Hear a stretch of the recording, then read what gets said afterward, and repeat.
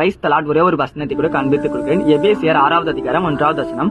பிள்ளைகளே, உங்கள் பெற்றாருக்குள் கர்த்தருக்குள் கீழ்ப்படியுங்கள், இது நியாயம். இன்னைக்கு ஆண்டவர் நம்மளை பார்த்து சொல்ற காரியம் என்னன்னா, மகனே மகளே, நீங்க உங்க பெத்தவங்களுக்கு கீழ்ப்படிங்கப்பா. நீங்க உங்க பெத்தவங்களுக்கு கீழ்ப்படிங்களே, ஆட்டோமேட்டிக்கா எனக்கு கீழ்ப்படிற அந்த குணாதிசயம் உங்க வாழ்க்கையில வந்துருன்னு சொல்லி இன்னைக்கு ஆண்டவர் நம்மளை பார்த்து சொல்றாருங்க.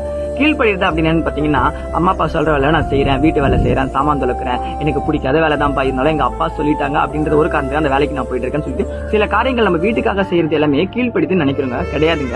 நம்ம வீட்டுக்கு செய்ய வேண்டிய சில பொறுப்புகளை நம்ம கீழ்ப்படித்தல் சொல்லக்கூடாது.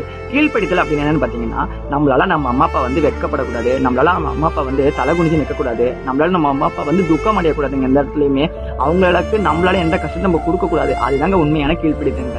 உங்களுக்கு பிடிச்ச ஒரு வாழ்க்கையை நீங்க தேர்ந்தெடுக்கலாம். நீங்க ஒரு பொண்ணை லவ் பண்ணலாம், நீங்க ஒரு பையனை லவ் பண்ணலாம்.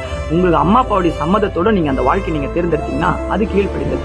இல்லையா, எனக்கு பிடிச்ச வாழ்க்கை, நான் இவனோட தான் வாழ்வேன், இவளோட தான் வாழ்வேன்னு சொல்லிட்டு நீங்க உங்க அம்மா அப்பாவுடைய அனுமதியே இல்லாம நீங்க உங்க வாழ்க்கையை தேர்ந்தெடுத்தீங்கன்னா அது கீழ்ப்படித்தல கிடையாதுங்க. ஏன்னா பைபிள் சொல்லுங்க, நீங்க ஆசீர்வாதமா வாழணும், உங்க ஆயுசு நாட்கள் பெருகணும்னா நீங்க உங்க பெத்தவங்களுக்கு கீழ்ப்படினுமா. உங்களுக்கு பெத்தவங்களுக்கு கீழ்ப்படிஞ்சு நீங்க வாழ்ற வாழ்க்கையை வாழ்ந்தீங்கனாலே நீங்க கர்த்தருக்கு கீழ்ப்படிவீங்க. அப்ப ஏசப்பாக்கு கீழ்ப்படிற பிள்ளைகளா நீங்க வாழணும்னா அம்மா அப்பாவுக்கு கனம் பண்ணுங்க. நீங்க செய்வீங்க அப்படின்னா ஒரு ஆமீன் போட்டுக்கோங்க. இதே போல ஆவிக்குரிய வசனங்களை நான் ஃபாலோ பண்ணிக்கோங்க. God bless you. ஆமென்.